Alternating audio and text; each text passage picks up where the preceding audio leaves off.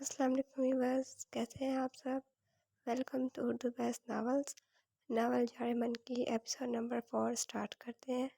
वो और दुआ कब से मेन गेट पर खड़ी थी क्योंकि जियाद ने वॉचमैन को इन दोनों के अकेले जाने पर गेट खोलने से मना कर दिया था। आप गेट खोले रशीद भाई, मनाहिल ने वॉचमैन से कहा। मनाहिल बीबी, जियान बाबा ने हमको मना किया है, मेहरबानी करके चले जाएं वरना जियान बाबा हमें नौकरी से निकाल देंगे, उसने मस्कीन सी शक्ल बनाकर कहा।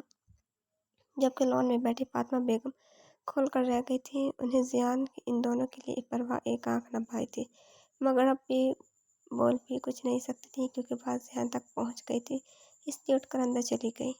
आप भी चलो ना प्लीज़, वरना जियान भाई भी डांटेंगे। अकेले जाने पर अदवा ने भी झिंझलाकर कहा। डरती नहीं मैं तुम्हारे जियान भाई से, उसे घूरकर वापस दरवाजे की तरफ मुड़ी। वो क्यों उसका एहसान लेती, अगर आपने गेट ना खोला तो मैं रहीम भाई से शिकायत कर दूंगी, उसने अपने तौर से बहुत बड़ी धमकी दी थी। ठीक है बीबी, आप इनसे कह दीजिएगा, मगर जियान बाबा हमें नहीं छोड़ेंगे, वॉचमैन ने इत्मीनान से कहकर हरी झंडी दिखाई तो हैरत से उसे देखने लगी। ऐसी क्या तोप चीज़ है तुम्हारे जियान बाबा। हाँ, वो दांत पीस कर बोली तो दुआ ने अपने हाथ पकड़कर चुप होने का इशारा किया। क्या है, छोड़ना, झंझलाकर मुड़ी तो जियान साहब उसे ही कश्मगी निगाहों से घूर रहे थे। वो एकदम ही गड़बड़ा गई। दुआ ने मस्कीन सी शक्ल बनाकर देखा। क्या बात है, क्यों खड़ी हो यहाँ, जाना नहीं तुम दोनों ने क्या आज, क्राफ्ट लहजे में बोला क्योंकि वो उसकी गुल अफसानियाँ सुन चुका था। क्यों, आज भी आप छोड़ने जाएंगे हमें, तब कर बोले तो दुआ ने हैरत से बहन को देखा। इतना फालतू टाइम नहीं मेरे पास, जाओ। दोनों ड्राइवर के साथ वेट कर रहे हैं वो, लपटते हुए बोला तो एक नज़र इल्तिजाई नज़रों से देखती दुआ को देखा और पैर पटाखते कार में जाकर बैठ गई। दुआ भी सुख का सांस लेती साथ ही बैठ गई। उनके बैठते ही वो फातिहाना अंदाज में अपनी कार की जानिब बढ़ गया। मनाहिल, वो भी क्लास से निकली थी जब मोहित ने उसे पुकारा। मनाहिल ने हैरत से उसे देखा। तुम इस वक्त यहाँ, उसके कहने पर वो करीब आ गया। मुझे बात करनी है तुमसे, वो काफ़ी संजीदा लगा। बोलो। वो उसे देखने के बजाय सामने लगे दरख्तों को देख रही थी। आओ वहाँ बैठते हैं, उसने दरख्त की छांव की तरफ इशारा किया। वो शख्स को मुसलसल नज़रअंदाज कर रही थी, लेकिन वो भी बिल्कुल ढीठ हड्डी था, हर बार सामने आकर उसका सब्र आजमाता था। क्या कहना है, दोनों छाँव में खड़े हुए। मनाहिल, मैं नहीं जानता कि तुम मेरी बात को क्या रिएक्शन दोगी या मुझे क्या समझोगी, लेकिन मैं बस मेरे दिल में जो है वो तुमसे शेयर करना चाहता हूँ।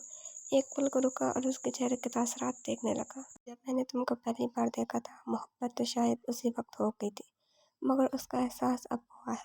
मैं तुमसे बहुत मोहब्बत करने लगा हूँ और ज़िंदगी के आखिरी लम्हे तक तुम्हारा साथ चाहता हूँ।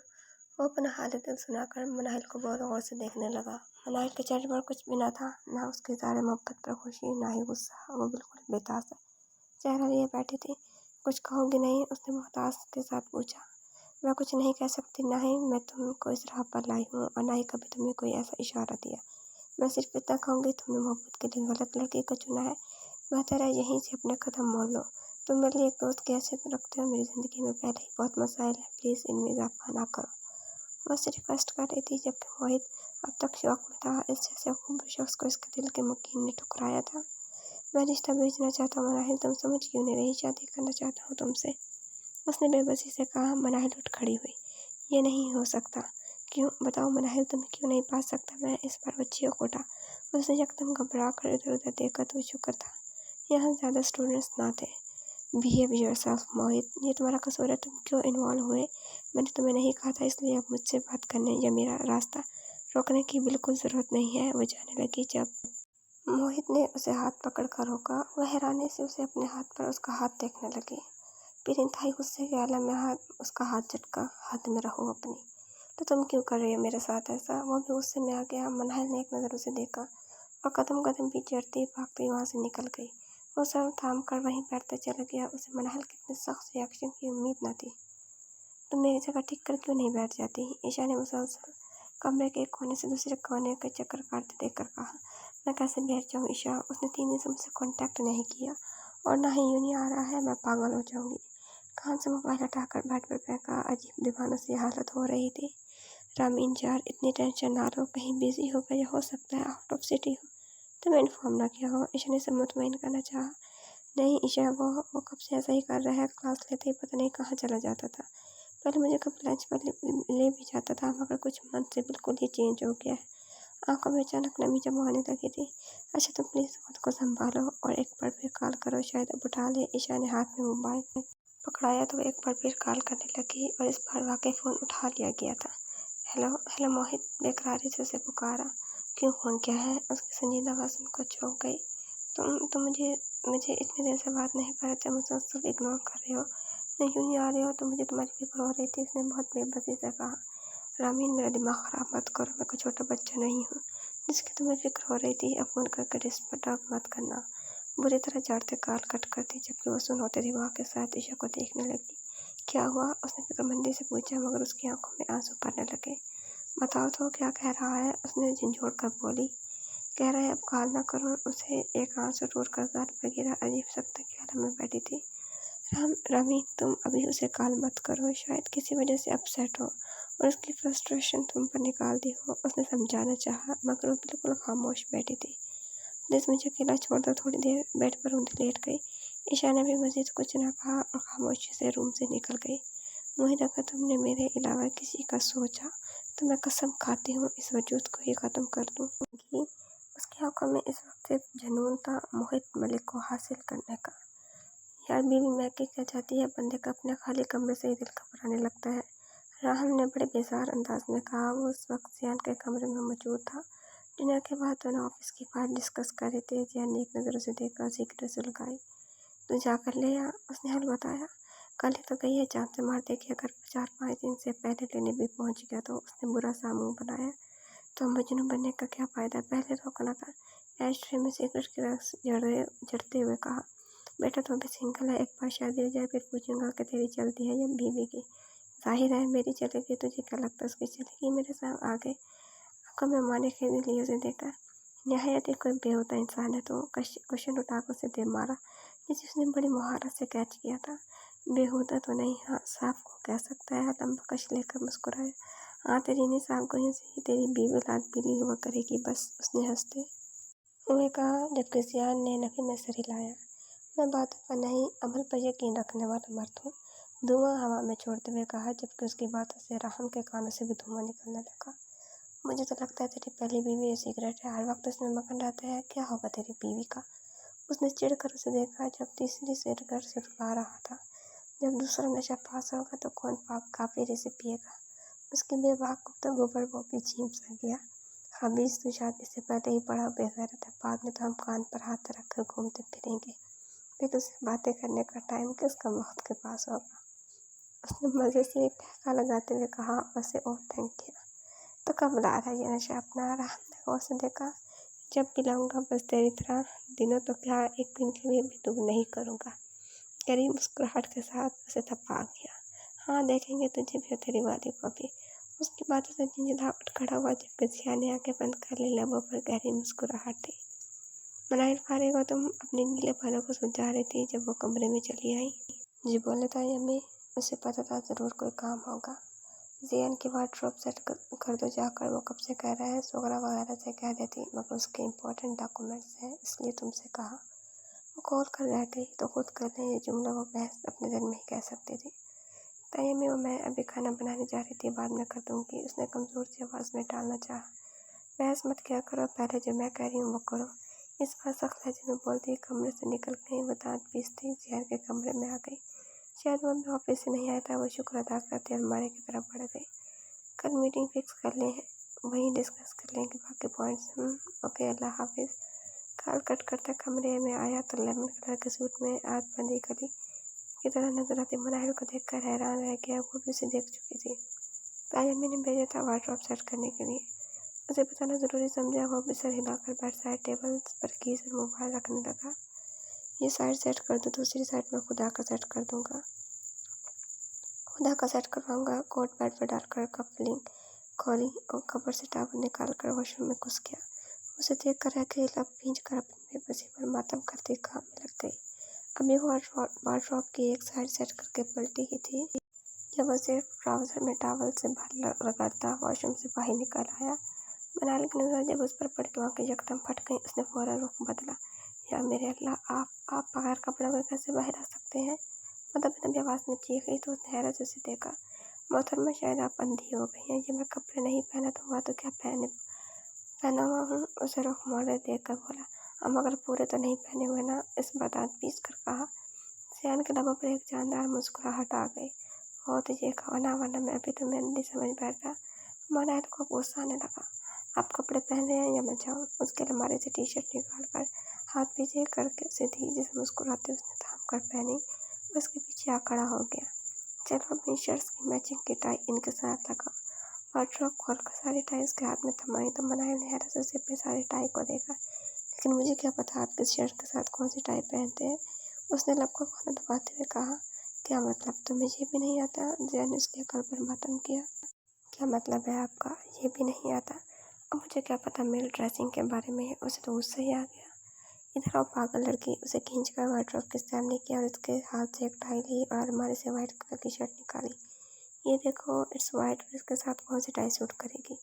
मैं उसको समझा रहा था जब उसकी सारी तवज्जो अपनी पुश्त पर थी, जो बार बार जैन के से टकरा रही थी। एक हाथ में शर्ट पकड़े, दूसरे हाथ से शर्ट पर टाई लगा था। मनाल को मुकम्मल अपने हिसार में ले चुका था।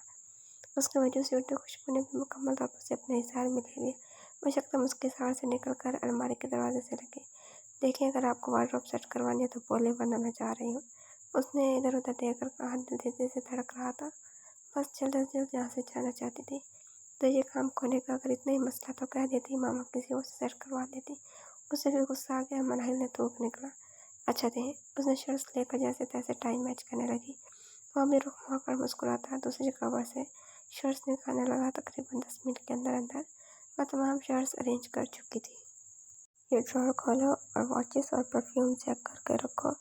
मनाहिल ने एक तश नज़र उस पर डाली और ड्रॉर खोलने लगी, मगर शायद कुछ चीज़ अटक रही थी जिसकी वजह से नहीं खुल रही थी। जब भी उसने अपना हाथ उसके हाथ पर रखा, हल्का सा झटका देकर खोल दी। मनाहिल ने फौरन अपना हाथ खींचा। जैन की नज़र उसकी सुराहीदार गर्दन से होती गालों पर गई जो हल्के हल्के गुलाबी हो रहे थे। अपने नाजुक लबों को बार बार काट रही थी। सर उठाकर उसे देखा। जो उसे देख रहा था उसकी आंखों में न जाने क्या था। वो एकदम गड़बड़ा गई। मुझे चच्ची जान बुला रही थी। जल्दी से बोली तो वो भी जैसे नींद से जागा और नजरें फेर कर साइड में हो गया। वो रूम से तेजी से निकली थी जब किसी से जोर से टकराई। आउच! अंधी हो, नजर नहीं आता तुम्हें? ईशा ने गुस्से से चीखी। वो उसके कंधे से टकराई थी। सॉरी, एक नजर उस पर डालकर तेजी से निकल गई। इडियट! डाकू से कहती जियान के पास आ गई जो वार्डरोब बंद कर रहा था। ये यहाँ क्या कर रही थी? उसने जांचते निगाहों से उसे देखा जो न जाने किन सोचों में घूमता। कौन? मनाहिल? उसने चौंक कर उसे देखा। वो अब भी उसे ही देख रही थी। हाँ वही। उसने बुरा सा मुंह बनाया। वार्डरोब सेट करनी हुई थी। वो भी आम से अंदाज में कहकर बेड पर बैठ गया। वैसे आज आप यहाँ कैसे तशरीफ ले आए? उसने मुस्कुराकर उसे देखा।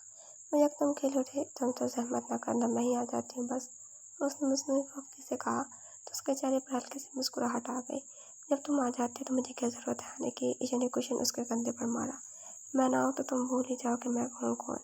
रूठ कर बोलती उसके बराबर बैठ गई। तो तुम याद दिलाने आई हो कि तुम कौन हो? उसने ताज्जुब से पूछा। जियान नाराज़गी से उसे देखा तो वो हंसता हुआ खड़ा हो गया। आओ चलो, तुम्हें अच्छे से लंच कराऊँ। आज भी बेसिस स्केड्यूल की वजह से लंच नहीं कर सका, कीज उठाते हुए कहा जबकि ईशा उसके आवर पर सरशार से उठ खड़ी हुई। वो बस अभी यहाँ से दूर जाकर अपना जहन पटाना चाहता था। दोनों साथ नीचे आए तो लाउंज में तीनों खवातीन बैठी थी। जियान भाई चाय पियेंगे? चाय सर्व करती इन्होंने उससे पूछा। नहीं यार, फिलहाल दिन मैडम को लंच पर लेकर जा रहा हूँ। जियान की बात पर भाई का बेगम निहाल हो गई थी। इन्हें भी सर हिलाकर चच्ची जान को चाय देने लगी। उसे ये फैशन की पूरी तरह पसंद न थी। हाँ जाओ बेटा, भाई का बेगम ने मुस्कुराकर कहा तो वह दोनों को हाफिज कहते बाहर निकल गए। जब से उसने मनाहिल को अपना लेने बताया था उसके बाद तो उसे बिल्कुल ही ताल्लुक तोड़ गई थी। न उसकी कॉल्स अटेंड करती, न ही यूं कहीं नजर आती। उसने बातों बातों में तूफा से भी पूछा तो उसने यही बताया कि उसका ड्राइवर जल्दी लेने आ जाता है। उसकी बेतनाई ने मोहित को थका दिया था। 2 दिन से कमरे में बंद पड़ा था। फायदा मलिक भी पूछ पूछ कर थक गई थी, मगर उसने एग्जाम्स का स्ट्रेस कहकर टाल दिया था। रामीन की मुसलसल खाने से झुंझला कर रख दिया था। नतीजतन वो फट पड़ा।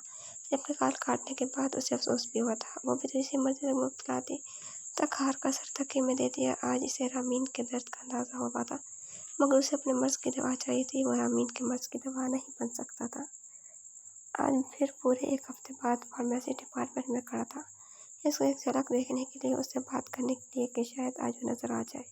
और वाकई उसके सामने थी। ब्लैक चादर में अपने सरापे को ढांपे, चेहरे पर आईलेटर को कान के पीछे करती तो वह के साथ सीढ़ियाँ उतर रही थी। मुझे उसे तकता चला कि मनाहिल की नज़र उस पर पड़ी थी। एक पल के लिए हैरान रह गई। ये शख्स वो तो ना था कैसी हो? वो दोनों पास आई तो उसने पूछा। नजरें पटक पटक कर उसके सभी चेहरे पर जा रही थी, जो उसे देखने के बजाय इधर उधर देख रही थी। ये तुम्हें क्या हुआ? इतने बीमार के लग रहे हो? तो बने उसके हल्के देखकर देखकर मंदिर से पूछा। बस यार फ्लू कुछ दिन से। हाथ जींस के पॉकेट में डालते हम इलायची में बोला। मनाल ने भी एक नज़र देखा, हुआ कि बीमार लग रहा था। उसे अपने गुज़श्ता रवैये पर नदामत महसूस हुई, लेकिन वो इसे कोई उम्मीद नहीं दिलाना चाहती थी, इसलिए फ़ौरन नज़रें फेर गई। ओह नो, तुम लोग बैठो, यहाँ मैं सारे से नोट्स लेकर आई। तो मैंने बैग चेक करते हुए इजरत में कहा। हाँ मैं भी चलती हूँ, उसने भी यहाँ से निकलना चाहा। रोको तुम, मैं अभी आई। तो वो अपनी बुक्स से थमाकर चली गई। वो बस उसे देख कर रह गई। मुझसे भागना चाह रही हो तो यहाँ ठहरने का भी कोई जवाब नहीं है, उसकी आंखों में देखकर कहा। मोहित की आंखों में गर्व से मटाया। इस वक्त उसे बहुत सफाक लगी। मैं सिर्फ वो वजह जानता हूँ जिस वजह से तुमने मुझे रिजेक्ट किया, बहुत गर्व से पूछा था। मनाल को इसे देखकर दुख हो, उसने कभी नहीं चाहता कि ये सब हो। मैं कौन होती हूँ तुम्हें रिजेक्ट करने वाली? मोहित तुम बहुत अच्छी हो, तुम्हें तो कोई भी अच्छी लड़की मिल जाएगी। तो वो अच्छी लड़की तुम क्यों नहीं हो सकती? उसकी बात काट कर बेताबी से कहा। क्योंकि क्योंकि मैं किसी और को पसंद करती हूँ, कदर तक कब से कहा जबकि नजरें ज़मीन पर थी। वो इस मोहब्बत करने वाले शख्स की आंखों में देखकर झूठ नहीं बोल सकती थी। शायद जबकि मोहित जब तक उसका चेहरा देख रहा था, लफ्ज़ जैसे खत्म हो गए थे। उसका महबूब किसी और से मोहब्बत करता था। इतना दुख तो शायद उसने जब उसे ठुकराया था तब भी नहीं हुआ था। झूठ बोल रही हो ना मुझसे पीछे छुड़ाने के लिए? उसे अपनी आवाज़ किसी गहरी खाई से आती महसूस हुई। नहीं मोहित, ये सच है। उसका लहजा बिल्कुल ठहरा हुआ और मुस्तहकम था। वो चंद पल साकत उसे खड़ा देखता रहा, फिर मोड़ कर तेज कदमों से निकलता चला गया। मनाल ने एक नज़र दूसरे शख्स पर डाली, फिर एक गहरी सांस भरकर रह गई। वो जानती थी उसने उसे हर्ट किया, लेकिन इसके अलावा और कोई रास्ता ना था। जिस जिंदगी उसने गुजारी थी, वहाँ मोहित का जिक्र सिर्फ उसके दामन को दागदार करता। सर झटकते क्लास की तरफ बढ़ गई। वो मोहित का पीछा करती जहाँ आई थी। उसे मनाल के साथ खड़ा देख अब तक शौक की हैसियत में थी। उसकी आंखें यकीन करने से इनकारी थी। वो जिस शख्स से मोहब्बत करती थी वो मनाहिल का दीवाना था। बचपन से आज तक हर चीज़ मनाहिल से लाख दर्जे अच्छे पहनने वाली, उसे हर मामले में एक कमता समझने वाली, आज अपने महबूब को उसके कदमों में देखकर खड़े कद से गिरी थी। नहीं मनाहिल, कभी भी नहीं। वो सिर्फ मेरा है, उसे पाने के लिए मैं कुछ भी कर सकती हूँ। तुम हो क्या चीज़? आंखों से आंसू रगड़ती पार्किंग एरिया की तरफ बढ़ गई। ईशा, मैं पागल हो जाऊंगी, मुझे कुछ समझ नहीं आ रहा। आंसू भरी आंखों से उसे देखा तो ईशा ने उसका हाथ थाम लिया। वो यूनिवर्सिटी से सीधे यहीं आई थी और उसे सारा किस्सा सुनाया, तो वो भी अब तक शौक में बैठी थी। रामीन यार, मुझे तो यकीन नहीं आ रहा, वो इतनी मासूम सी लगती थी और कहाँ मोहित को फंसा कर बैठ गए। उसके आंसू देखकर हैरानी से बोली, मैं नहीं छोड़ूंगी उसे। औकात क्या है उसकी मेरे आगे? आंसू रगड़ते जिन्होंने कैफियत में बोली तो ईशा ने चौंक कर उसे देखा। क्या करोगे तुम? गौर से उसे देखा। मैं जान से मार दूंगी उसे। ईशा एक बार फिर फूट फूट कर रो पड़ी। पागल लड़की, बंद करो रोना, बदला लेना है ना तुम्हें? बस मुझ पर छोड़ दो सब। उसके इतने इत्मीनान से कहने पर आमी ने ना समझी से उसे देखा। रुको, अभी बताती हूँ, ये काम बस एक बंदा कर सकता है। उसने मुस्कुराते हुए कान मिलाई। कौन? सवाल नजरों से उसे देखा। अब्दाल। मुस्कुराते उसका आंसू साफ किया। क्या? मगर वो कैसा करेगा? वो तो खुद रिश्ता भेजना चाह रहा है उसका, उसने गुस्से से कहा। ईशा ने नाखूनों से सिर झटका। तुम्हें क्या लगता है मेरा भाई उस आवारा का दीवाना है?